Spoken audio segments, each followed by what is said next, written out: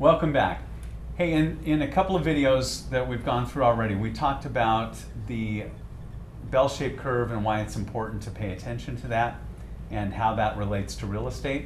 We've talked about how to judge where we are in a market cycle, and we've talked about financing and the financial aspect of buying a home.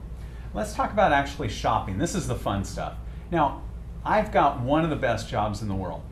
And the reason why I think it's one of the best jobs is because, a lot of people think of realtors as salespeople, and I don't think of myself as a salesperson. I'm really more of a coach or an educator, which is why I like doing what I'm doing here.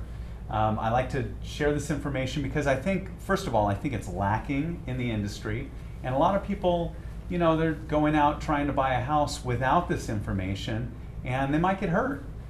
Just met with a family last week who really felt like they didn't have any good information when they bought their house, and they really felt like they could have made a better choice. So hopefully I'm bringing some good value to you. I think it's good value, and the feedback that I get from my clients is that it's very valuable as well. But again, back to me having the greatest job in the world. I love this because I don't have to sell. Houses sell themselves.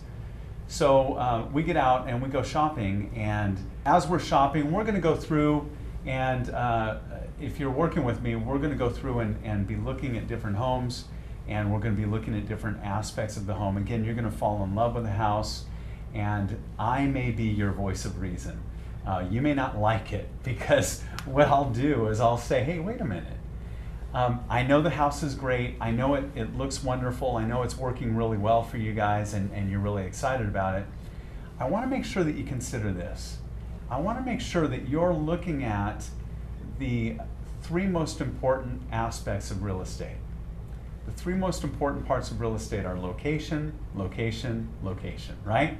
So I want to make sure that you're looking at, wow, if you're really excited about this house that's on a busy street, well, that's something really to consider whether or not that's a purchase that is best for you. And it may be. My father-in-law bought a house on a very busy street, and funny story is he's deaf. So he's not totally deaf, but he's very hard of hearing. So I said, listen, Simon, this house is a great house. It's a wonderful home for you. It's on a cul-de-sac. It's a single story, all of the right things. Great area. It just happens to be on a busy street. Now, you've got concrete in the backyard, you've got a patio cover that comes to the block wall, and so every piece of sound comes and bounces around in that backyard. And he said, oh, it doesn't bother me. And I said, Simon, I understand. You're deaf, you just turned down your hearing aid, and you can enjoy the backyard, but anybody who has their full hearing is going to have a really hard time back there. So he ended up buying the house anyway because he felt it was good for him. Fast forward, the story a little bit later, he ended up putting somebody in that house as a renter, and that renter bought the house from him later. She did tell me one thing as she bought the home. She said, if I wasn't already living here, I wouldn't have bought the house, because I didn't want to move all of my things is the reason that I went through with the purchase, but I hate spending time in that backyard because it's so noisy. So anyway, I may be that voice of reason if you're working with me, and whatever realtor you work with should also be that voice of reason that says, hey, let's look at where you're at. Let's look at some of the condition of the home. So that might be another thing that you want to consider. You might be getting a good deal, and if it's a good enough deal and you have to do some work, well, let's take a look at the work that you have to do. So I just helped some friends buy a house, and we got a house that was in a great area, wonderful home, worked really well for them, and it needed a bit of work. It actually looked really rough around the edges.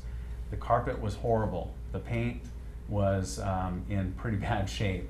There were some things around the house that were pretty tough. But all in all, we took a couple of contractors and we realized that it was probably about $12,000 worth of work. Now, $12,000 worth of work may seem like a lot, but when you consider that they bought the house $50,000 under the market, so even after doing that $12,000 in work, they're still, what, $38,000 ahead. and the market is in an upward trend right now. So they did very, very well.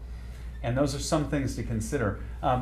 One of the things that helped them with that purchase is that they were buying a house that had bad carpet. The carpet needed to be replaced everywhere.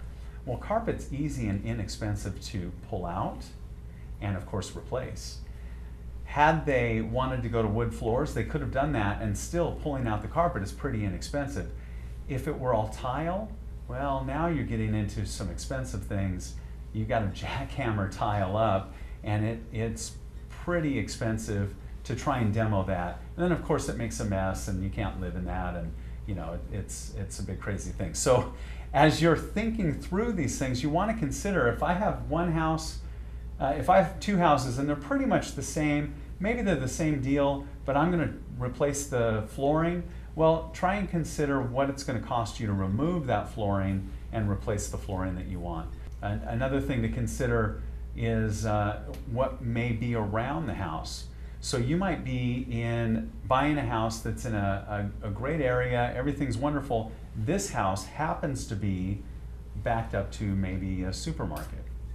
And supermarkets sometimes have access points to your backyard. You don't want to put your family in a position where somebody might be able to get into your house and maybe steal something, or worse.